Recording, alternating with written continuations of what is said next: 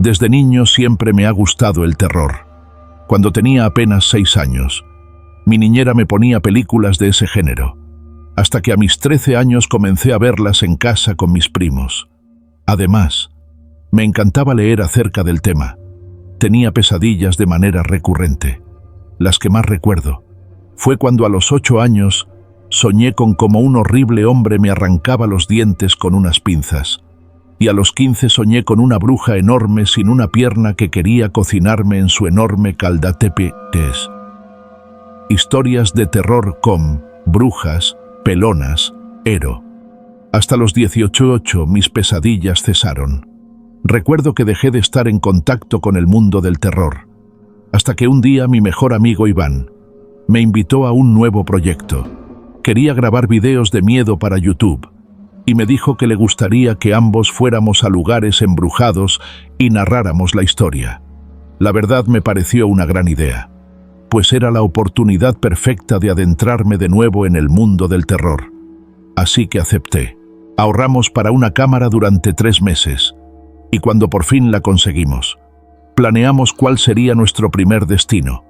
Buscamos en internet acerca de lugares encantados cerca de la ciudad, y de todos los que aparecían, nos llamó la atención uno en particular, pues era muy cerca de donde vivíamos.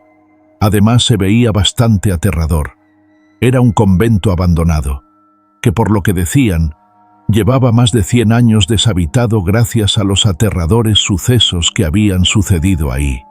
Contaban que en el siglo pasado había sido una enorme vecindad, y que ahí vivieron muchas personas, pero algunas de ellas eran malas. Ahí hubo asesinatos, prostitución y vandalismo, así que las vibras eran pesadas. Cuando lo convirtieron en convento todo fue mucho peor, aunque debió ser diferente. Se cuenta que los sacerdotes abusaban de las monjas, y cuando éstas salían embarazadas, las tiraban al pozo que estaba en el medio de aquel sitio.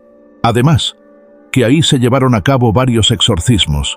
El más impactante fue el de María, una niña de apenas 10 años que sufría convulsiones, y a la que su voz cambiaba a más grave sin razón. Un sacerdote dijo que tenía al demonio dentro, y que debían sacarlo cuanto antes para que no afectara más la salud de la pequeña. El exorcismo parecía ir bien, hasta que el demonio golpeó al exorcista tan fuerte que falleció al instante. Y a continuación la niña se golpeó a ella misma con una fuerza impresionante.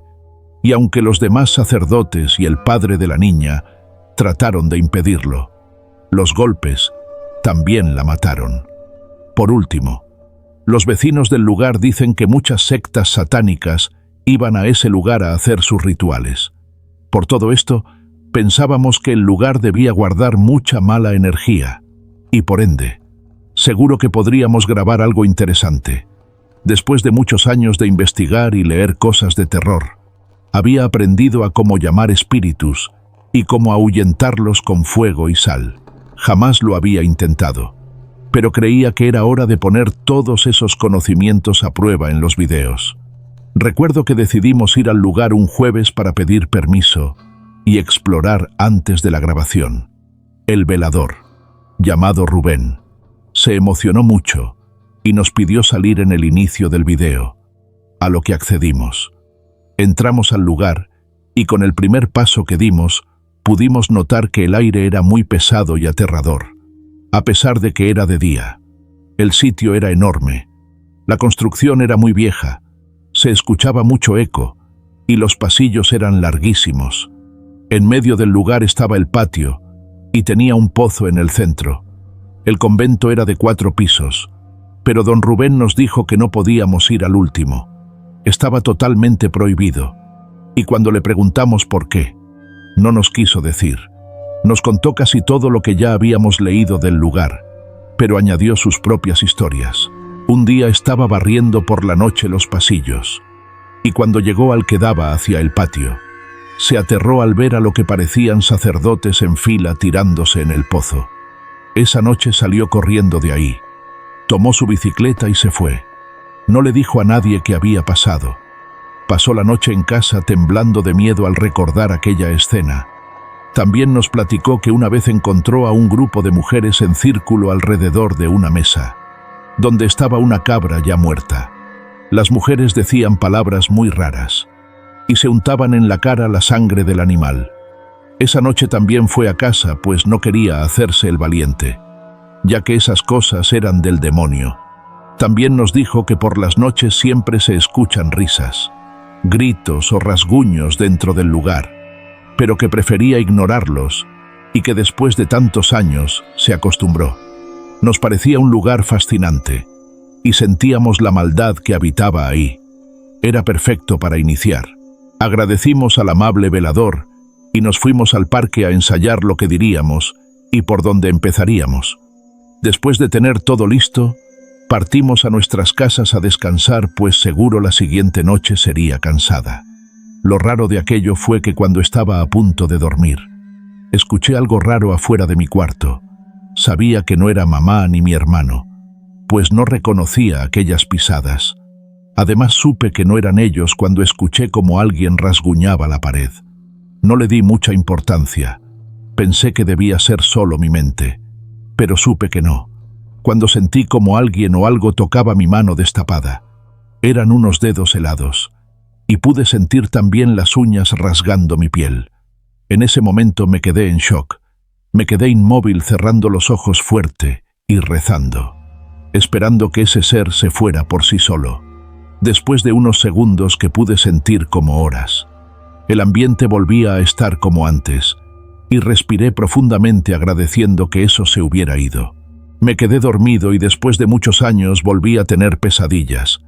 Esa vez soñé que estaba con Iván en el convento y que mientras mirábamos al fondo del pozo, mi amigo me empujaba hasta hacerme caer dentro.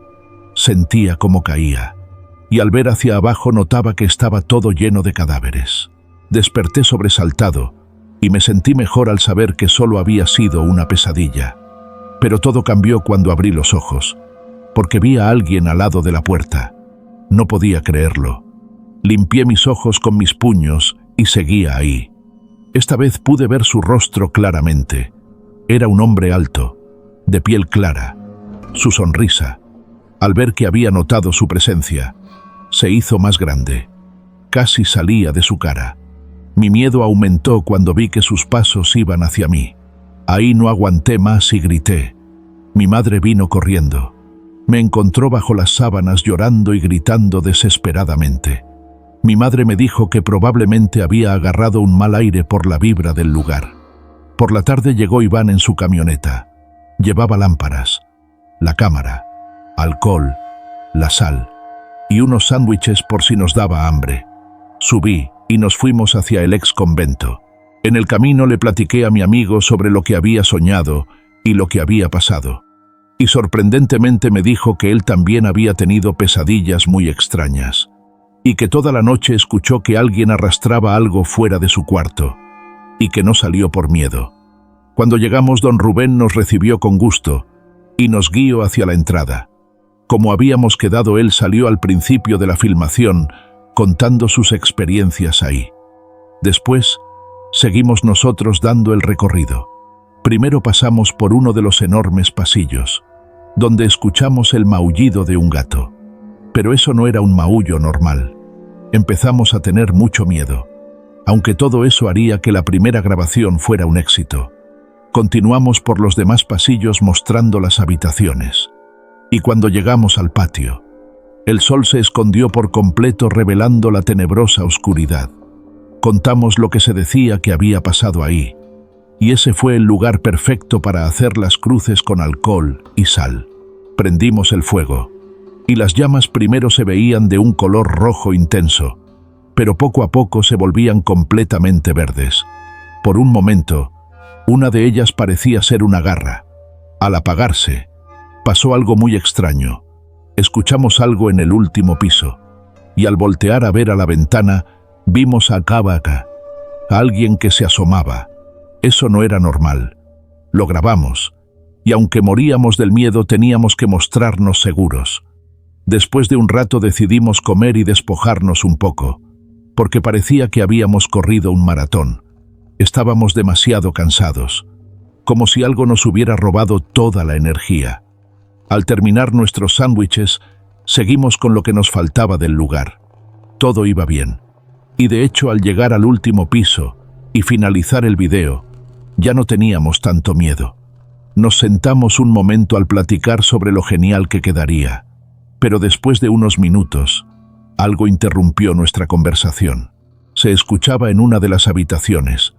Nerviosos y algo asustados decidimos ir a ver para quitarnos la duda y comprobar que no era nada. Caminamos hacia allá y al entrar vimos que había una enorme bañera blanca. Al acercarnos más notamos que estaba llena completamente, pero no de agua, sino de lo que parecía ser sangre. Dimos un paso hacia atrás. Nos miramos sin decir nada y corrimos. Pero el sonido del líquido nos hizo voltear por inercia. Aún recuerdo perfectamente sentir como si el corazón fuera a salir de mi pecho, cuando vi a aquel ser brotar de ahí, lleno de sangre. Lo miré durante unos segundos apenas, pero se parecía mucho al hombre que había visto en mi cuarto esa mañana. Dejamos todo ahí sin importar nada, y llegamos hasta la entrada donde el confundido velador nos preguntó qué había sucedido.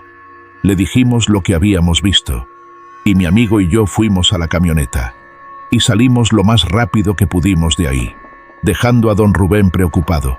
Nadie dijo una sola palabra en el camino, hasta el otro día que nos reunimos en su casa, y comentamos lo que había pasado.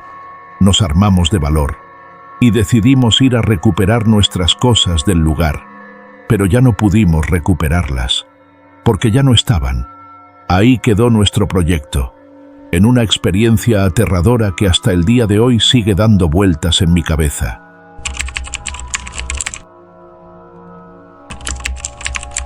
Hoy cumplo 2 meses encerrado en esta prisión por haber matado a quien fue mi gran amigo. Aún al día de hoy la gente sigue sin entender por qué lo hice, si lo quería tanto, y menos entienden cuando les digo que aún lo quiero. Fue mi único y gran amigo, pero decirles los motivos que me llevaron a hacer lo que hice no es algo que le contaría a nadie por respeto a su memoria. Pero tengo que desahogarme, aunque sea por escrito. Al terminar, quemaré este documento y continuaré con mi sentencia en silencio, como hasta hoy. Todo comenzó hace 10 años cuando salimos de la universidad. Nuestra amistad sufrió un cambio cuando yo entré a trabajar en una empresa de publicidad. Él tocó varias puertas y ninguna se le abrió. Yo mismo intenté colocarlo donde entré, pero no fue posible. No había vacantes, y cuando hubo, y fue a entrevista, no se quedó. No supe por qué. Poco a poco su desesperación iba haciendo presa de él, hasta que un día me avisó que sería taxista. Un compañero de la universidad tenía varios taxis y buscaba choferes para estos. No le pagaría mucho, pero por lo menos ya tenía trabajo. Me pareció bien, ya que era el único apoyo de su madre, y eso les daría un respiro económico. Pero no lo veía feliz. Cuando salíamos a algún bar, de una u otra forma me hacía saber que se sentía frustrado, y no solo por no poder ejercer como mercadólogo, sino porque en el amor tampoco le iba bien. Las pocas parejas que había tenido, al poco tiempo de relación se alejaban de él, casi sin motivo. Yo no sabía qué decirle ni cómo consolarlo. Era muy inteligente como para escuchar palabras repetitivas que uno cree que son de aliento, pero en realidad esconden un no sé qué decir, así que solo me limitaba a escucharlo. Conforme pasaba el tiempo, su desesperación iba en aumento, en especial por la falta de una pareja estable, por lo que comenzó a frecuentar clubes nocturnos. Se metía a chats de citas e incluso estaba en varios grupos de redes sociales con la esperanza de conocer en uno de ellos al amor de su vida. Poco a poco, y gracias a la combinación de mi trabajo que me tenía muy ocupado y a su obsesión por conseguir pareja, nos alejamos, hasta que un día, meses después, me envió un mensaje que sin un saludo decía: Mi madre acaba de morir. No le contesté nada. Me quité el pijama. Me puse un traje oscuro y fui hacia su casa. Ahí estaba él con sus familiares, y en el centro de la sala el ataúd de doña Luisita, como la conocíamos todos. Lo abracé y se soltó a llorar en mi hombro. Me di cuenta que no había llorado desde que se enteró del fallecimiento de su madre, quizá porque ya esperaban pronto su muerte. El enfisema pulmonar va mermando la salud de las personas hasta que las reduce a nada. Eso fue lo que ocurrió con doña Luisita, ya que fumó durante 40 largos años. Cuando el doctor le prohibió el cigarro, sus pulmones eran lo más parecido a 2 trozos de carbón. Ya solo quedaba esperar el momento de su partida, y ese momento llegó esa mañana mientras llovía, justo como a ella le gustaba. El entierro al otro día fue muy solemne. Mi amigo, de quien no diré el nombre, ya estaba más tranquilo, aunque en su mirada se lograba ver su depresión. Me preocupaba un poco que fuera a caer, por lo que le hablaba lo más seguido que podía y que él me permitía. También por su trabajo, ya que no le gustaba hablar por teléfono mientras manejaba. Pero lejos de caer, un día me habló para contarme que había recibido dinero. No me dijo ni yo le quise preguntar de dónde lo había sacado, y con eso había puesto un pequeño negocio de publicidad. Negocio que en poco tiempo creció como la espuma y jamás se volvió a preocupar por falta de dinero. Pero su recompensa, como yo le decía, por todo lo que había pasado, no venía sola. Cerca de donde tenía su oficina, conoció a una mujer hermosa con quien al año de noviazgo se casó, y 10 meses después tuvieron a Fanny, una hermosa niña, que cada vez se parecía más a su madre, con esos ojos negros y labios rojos, simulando el mejor labial color carmín.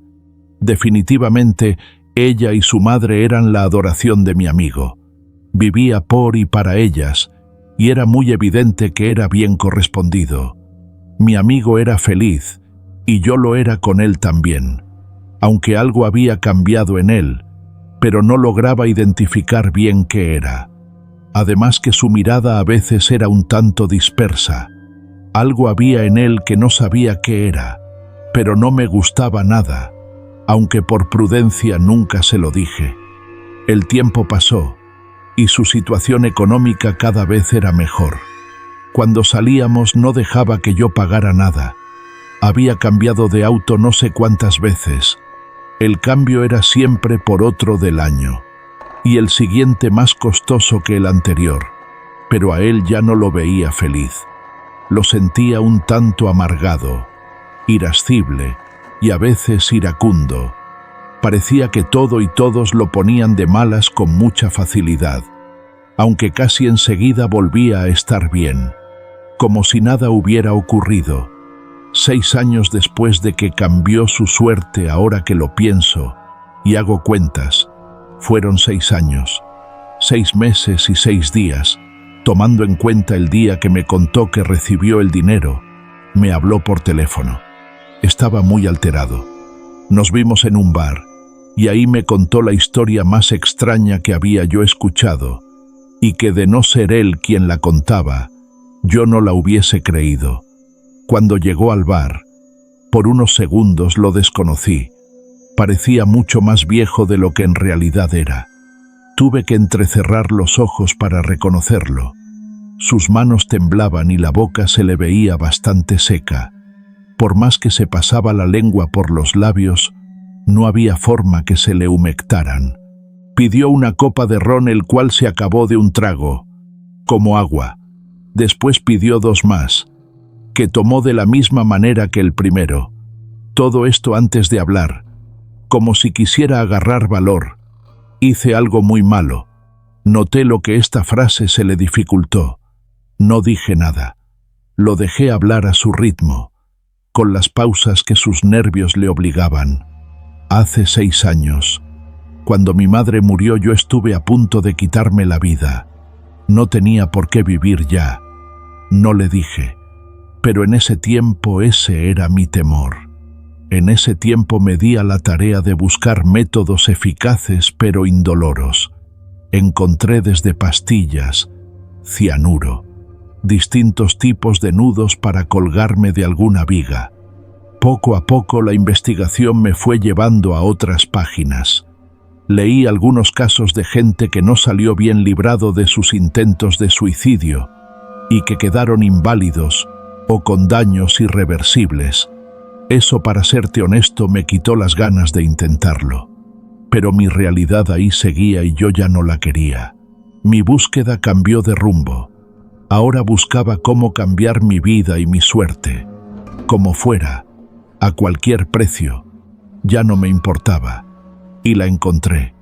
Una página esotérica.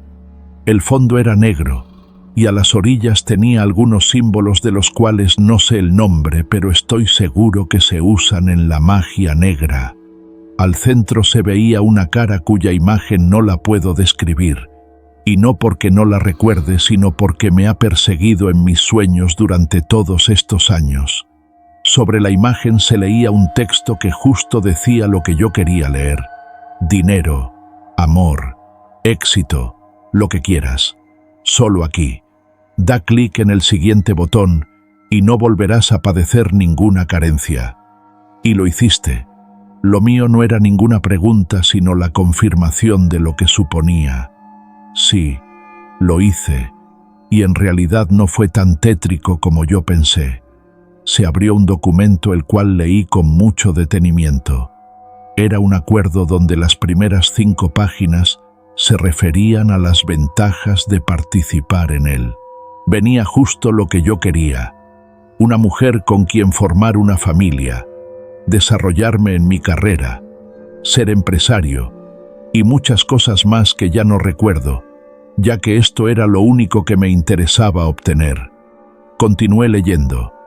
Las siguientes 3 páginas estaban dedicadas a lo que no tenía que hacer en caso de aceptar el acuerdo.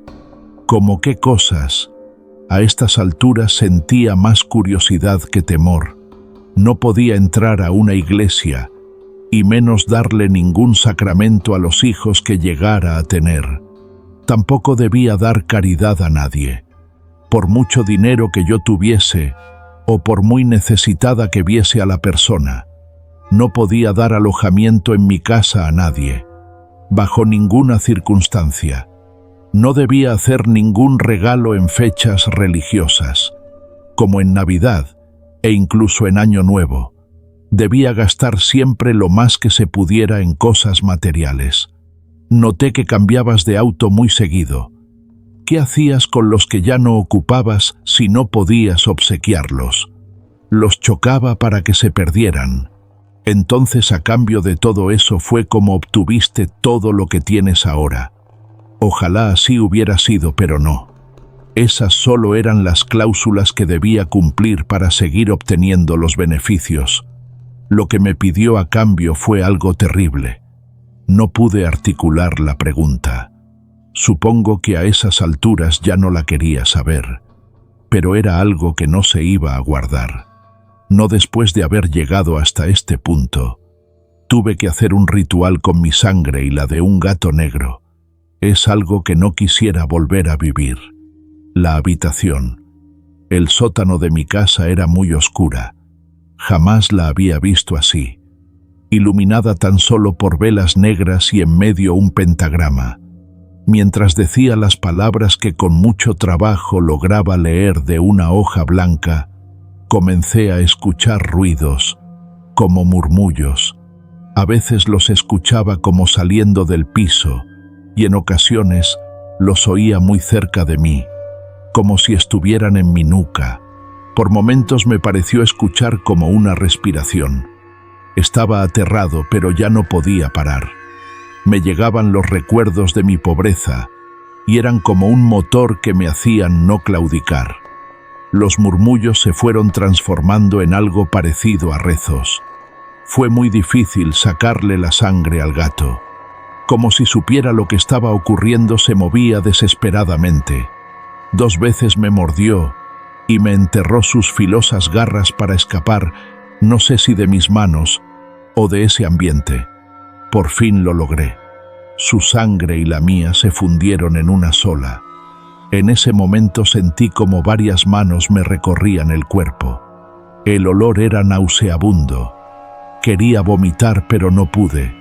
Frente a mí se prendió el pentagrama como si le hubiese puesto alcohol y un cerillo encendido.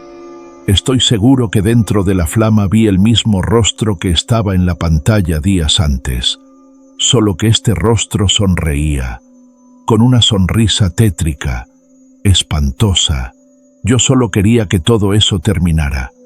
No me di cuenta en qué momento ni para dónde se fue el gato. Jamás lo volví a ver. La parte más difícil, o por lo menos la que yo creía más difícil, ya la había pasado. Pero el contrato decía que yo debía hacer algo más al cumplir 6 años, 6 meses y 6 días. Todo como agradecimiento por lo que recibiría.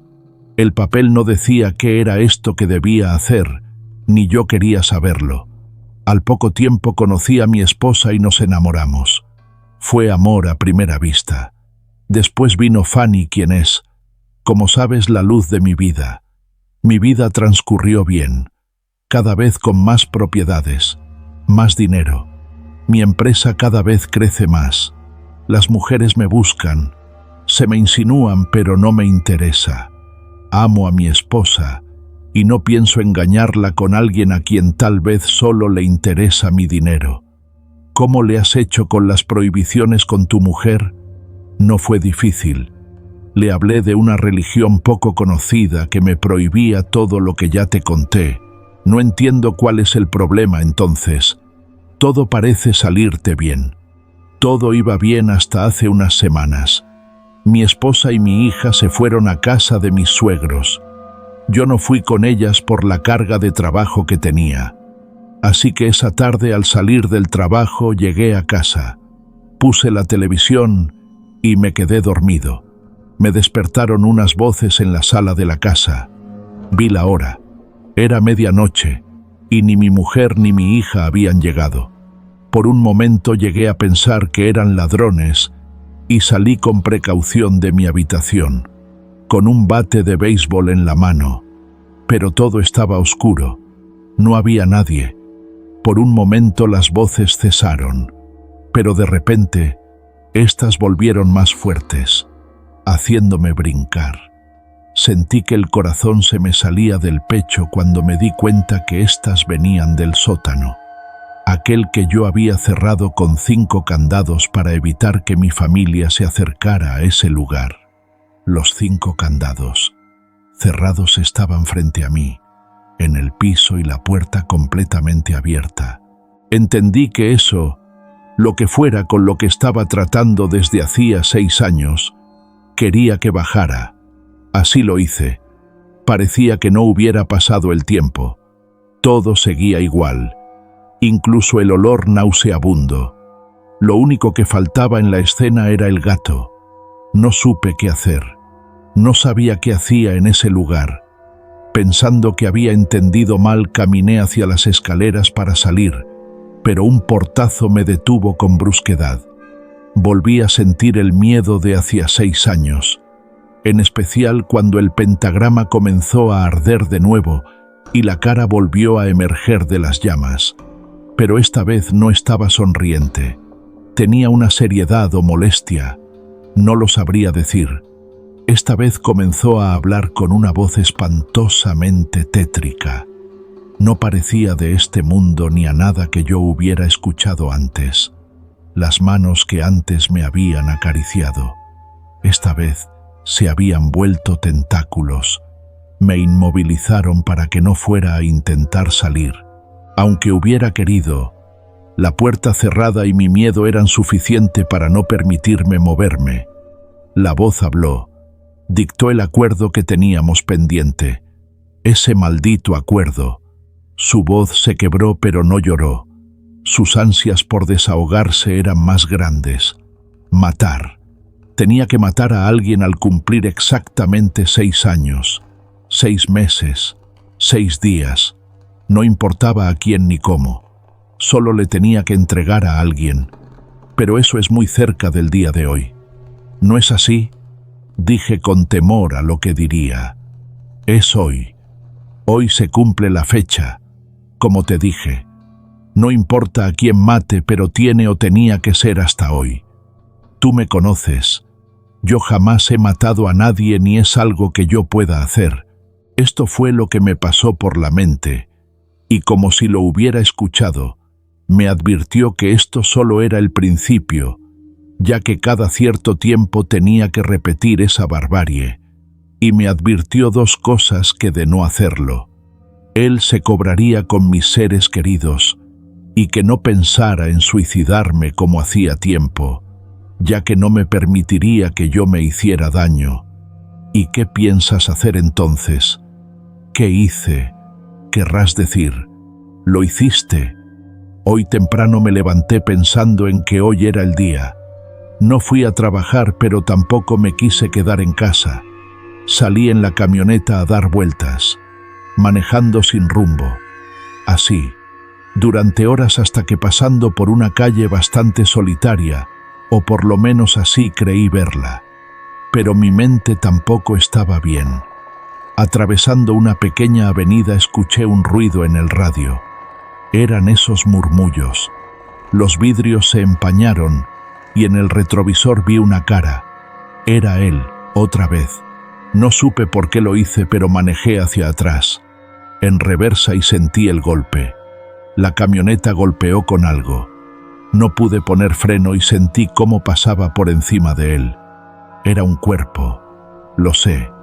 No escuché ningún ruido ni quejido alguno, ya que los murmullos no me dejaban escuchar nada de afuera. No tuve el valor de bajarme del vehículo. Supuse que así era mejor. Lo único que me tranquiliza es que no fui yo quien controlaba en ese momento la camioneta, por lo que no se puede decir que yo lo hice, que yo maté a una persona o un animal. Yo estaba impresionado. No sabía qué decir ni qué pensar. Al irme volví a pasar sobre el cuerpo. Es una de las peores sensaciones que pueden haber. Su teléfono celular había estado sonando casi desde que llegó, pero él no tenía ninguna intención de contestar. Ni siquiera veía quién llamaba. Al terminar su relato volvió a sonar su teléfono, y al ver que lo miraba con curiosidad, me explicó: «Es mi esposa. No he ido a casa desde la mañana, pero no le podía dar la cara así como estaba. Pero ya me siento mejor, más tranquilo. Pero aunque hayas matado a un desconocido, por lo que dices, esto se va a tener que repetir. ¿Cómo le harás con eso? Mientras ocurra como esta vez, creo que lo podré sobrellevar. No podría volver a vivir con carencias. No quiero que mi familia conozca ese tipo de vida. Vivo solo para ellas. Espero no me juzgues. Tú me conociste cómo vivía y lo mal que la pasé sin trabajo ni dinero. Tranquilo, amigo». Lo abracé sin saber si de verdad lo entendía, pero llegué a la conclusión que por amor a su familia, un hombre puede hacer hasta lo indecible. Me agradeció haberlo escuchado sin juzgarlo. Nos despedimos con un apretón de manos y con la promesa de vernos muy pronto. Él se quedó en el bar para ir al sanitario. No quiso que lo esperara. Yo me fui a mi carro, pero al arrancar sonó mi teléfono. Estuve a punto de ignorar la llamada ya que no tenía registrado el número, pero pudo más la curiosidad, por lo que me estacioné a una calle del bar para poder contestar. En ese momento, vi que mi amigo salió del bar, pero no se subió a su vehículo, sino que comenzó a caminar. Supongo que para terminar de despejarse. Mientras lo veía caminar, fue raro descubrir que al otro lado de la línea estaba su esposa. Llorando me preguntó por mi amigo, ya que no le contestaba las llamadas. Cuando le iba a decir que ya iba para allá, me interrumpió para decirme entre sollozos que algunas horas después que él salió de la casa, ella fue con la niña a la tienda de donde se le escapó para ir detrás de un globo, y un maldito la atropelló. Y no conforme con eso, según testigos, Se aseguró de que muriera pasándole la camioneta por encima de su cuerpecito, yéndose de ahí sin ningún remordimiento, ni bajando para auxiliar a su pequeña. Todo esto no se lo había podido decir a mi amigo, y lo más grave es que no sabía cómo lo tomaría. Yo no sabía qué hacer. No le dije que había estado con él. Le di mi pésame y colgué pensando en mi amigo. Aunque pareciera raro, en algún momento sentí empatía y hasta cierto punto llegué a entender lo que hizo, pero ahora yo sé que esto él no lo soportaría, ya que la noticia no era solo la muerte de su hija, sino saber que él lo había hecho. No podía recibir esa noticia. No lo pensé más. Arranqué mi carro y lo alcancé. No toqué el claxon. Cuando estaba cerca de él subí la velocidad y lo arrollé con tal fuerza que su cabeza se partió en dos contra la pared. No había forma que estuviera vivo. Me fui a mi casa sin darme cuenta cuánto tiempo llevaba yo llorando. Creí que nadie me había visto, pero no fue así. Al parecer hubo un testigo que fue quien me reconoció, y gracias a él estoy en ese lugar. No he dicho a nadie por qué lo hice, y jamás lo haré por respeto a él. Pero hay algo que me preocupa más que cualquier cosa: haber interferido con un acuerdo como ese, ya que ayer cuando me levanté al orinar, a medianoche comencé a escuchar murmullos, y algo parecido a varios tentáculos me acariciaron muy suavemente la nuca.